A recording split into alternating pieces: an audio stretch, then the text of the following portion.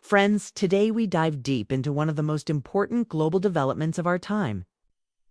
The Shanghai Cooperation Organization, or SCO, has once again become the center stage of world politics. And this time, India's Prime Minister Narendra Modi finds himself right in the middle of a historic moment.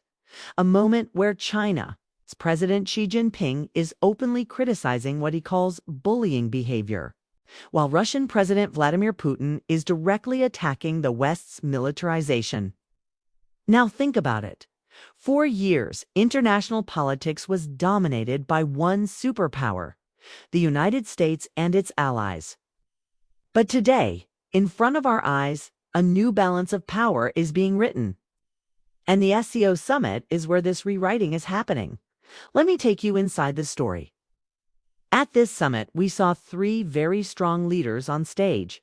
Xi Jinping, powerful, strategic, and calm, sending out a message that the era of Western dominance of unilateral decisions is over.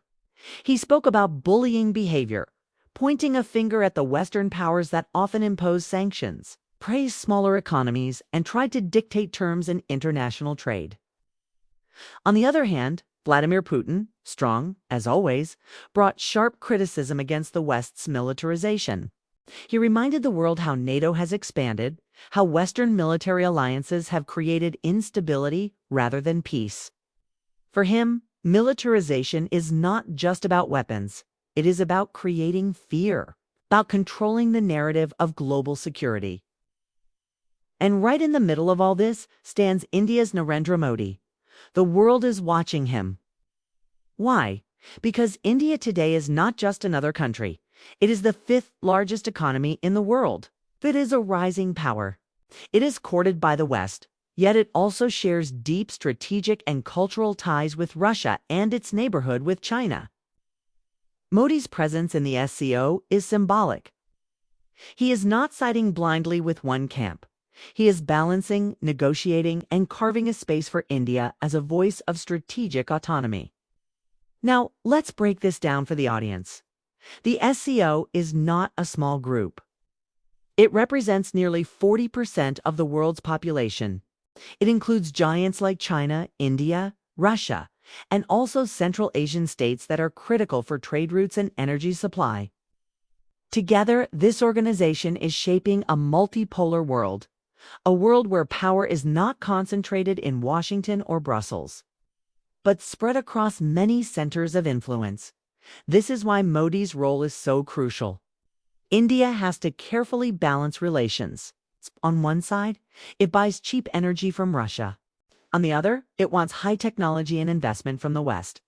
With China, the relationship is tricky because of border tensions. But even with that tension, India cannot ignore China's economic might. So when Modi stands at the SCO, he is not just representing India. He is representing the voice of a country that says, we will not be forced into one camp.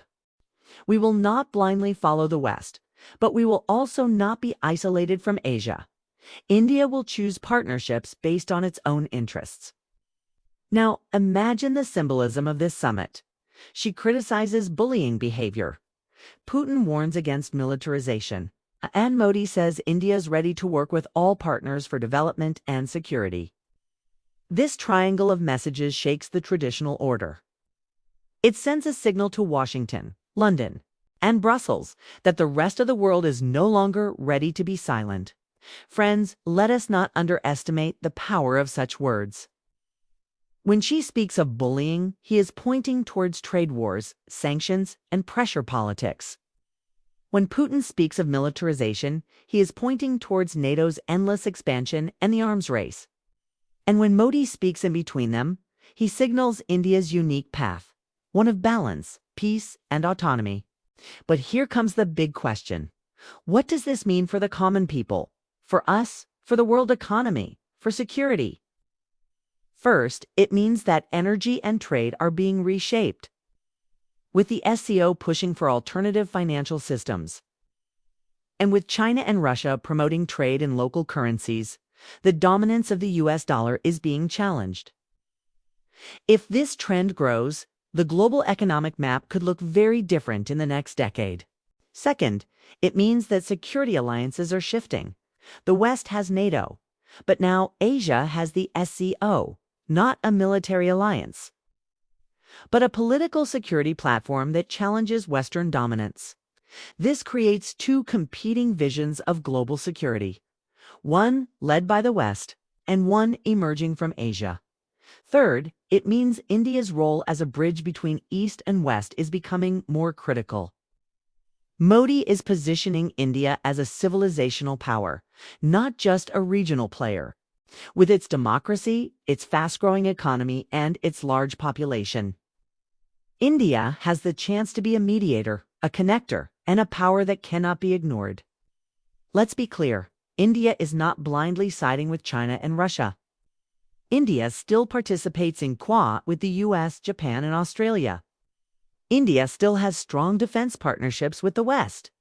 But Modi's presence at the SCO shows that India will not allow itself to be boxed into a corner. It is building its own global path. And this is why the world's media is watching so closely. Because the SCO is not just about summits and speeches. It is about the creation of a new balance of power. Xi and Putin together represent a strong challenge to the Western order. Modi, in the middle, represents the world's largest democracy, carefully navigating both sides.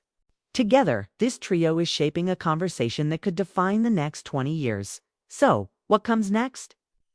Will the SCO emerge as a true counterweight to Western institutions? Will India's balancing act succeed, or will it be forced to choose sides? Will the dollar's dominance actually weaken as more countries turn to local currencies? And most importantly, will this multipolar vision create peace, or will it create more division? These are the questions we must keep asking. Friends, this is not just geopolitics. This is history being written before our eyes. It's kill Putin and Modi on one stage. It is not just about a summit. It is about a power shift. A shift where Asia is no longer a follower, but a leader in global affairs. And India. India is the pivot, the balance, the nation in the middle of East and West, tradition and modernity, democracy and power politics. The Shanghai Cooperation Organization has shown us that the world is changing. The old order is fading. The new order is rising. And in this change, India is not just a participant. It is a key player, a decisive factor, a power with its own voice. So when you hear the phrase bullying behavior or militarization, remember, these are not just accusations. They are signals of a larger conflict over the future of world power. And when you see Modi in the middle, remember, he is not just standing between Xi and Putin. He is standing between two worlds, shaping the destiny of India and the balance of the 21st century. This is why this summit matters.